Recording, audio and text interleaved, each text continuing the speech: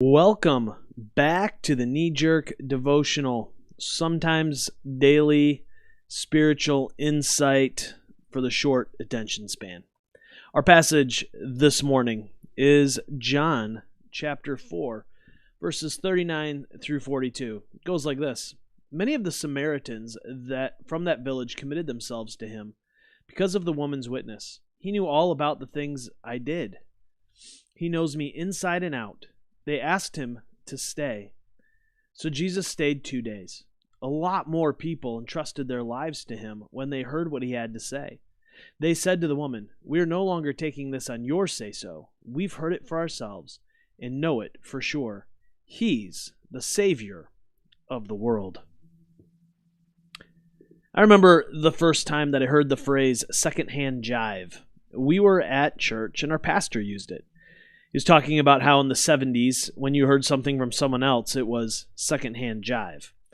He was arguing that we needed to have a first-hand jive faith. That is, a faith where we ourselves engage with the divine and not just hear about it from someone else.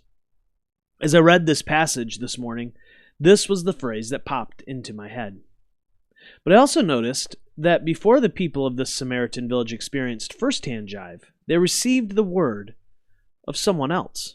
What is fascinating to me is that the person they heard it from is not someone who would have been considered to be all that trustworthy. What was it about her? The only thing I can think of is that something about her changed.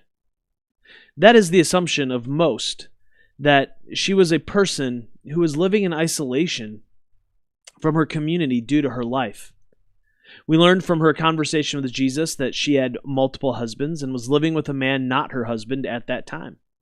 She went to the well at the hottest part of the day to avoid others, or because she was being shunned by them. Either way, after her interaction with Jesus, she re-entered their community and pointed people to him. Isn't this what Jesus was always doing? Because of the grace and mercy and love that he offered people, they were being reconciled to God themselves and also their communities. We see this in the healings that he performs as well. People with physical infirmities are able to become full participants in the community again. When the Samaritan woman has her first-hand jive experience with Jesus, she is changed. By her entering back into community, others believe and go meet Jesus too. Then they have their own experience of first-hand jive. Who was it that you knew that initially pointed you toward Jesus? For me, I think it was my Mimi and mom. Seeing their lives of faith and how they loved people kept me in touch with my faith, while it would have been easy to walk away.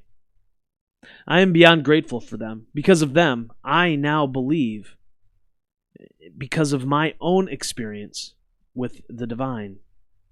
So who was it for you? Until tomorrow or Monday. Love well, my friends.